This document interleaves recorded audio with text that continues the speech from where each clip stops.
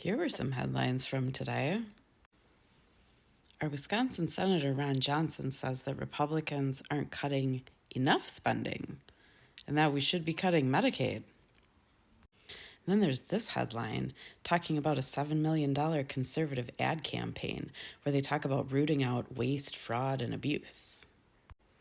She's all about supporting President Trump's common sense reforms to root out waste, fraud, and abuse. This is telling me that someone's trying to flip the narrative about why it's okay to cut funding from Medicaid. They want us to think that all this money that they're cutting is simply due to waste, fraud, and abuse. But I'm not buying it. I'm Mimi, and I'm going to talk about Medicaid. While politicians say that there's hundreds of billions of dollars in waste, fraud, and abuse, they've actually provided no proof. And in fact, the data says quite the opposite. When we talk about waste, Medicaid has a 4% administrative rate in Wisconsin, making it the lowest of all public and private health payers. If you talk to any Medicaid provider, they're going to tell you that the reimbursement rate is set by the government and it's extremely low. No one is getting rich off of Medicaid. Next, let's talk about fraud.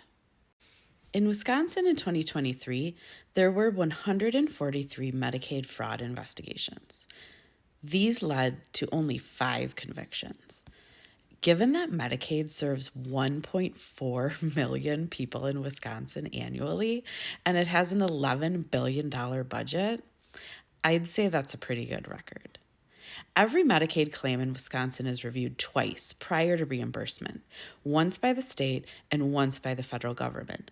And all the reimbursement goes to the providers, not the recipients. Another thing you might hear is about improper payments. And this is different than fraud, but it sounds shady. It's actually not. It's something that's an oversight. It's a signature that got missed, a check box that didn't get checked, a missing piece of paperwork. These are things that can be easily fixed, and none of it was done with malicious intent. It does not constitute fraud. And lastly, let's talk about this topic of abuse. Wisconsin has a really stringent process for Medicaid qualification. My family's actually going through it right now. In fact, we spend $15 million annually to monitor Medicaid eligibility. Every recipient is reviewed annually for income, assets, and disability status. And we can say with a high level of confidence that there are very, very few people, if any, on Medicaid in Wisconsin who shouldn't be. And if you ask me, if there's a couple of people on Medicaid who don't qualify for it, is it really worth putting this entire program at risk for all of the people who do need it? If you ask me, it's not worth it. I wouldn't want to put people's lives at risk just to save a few bucks.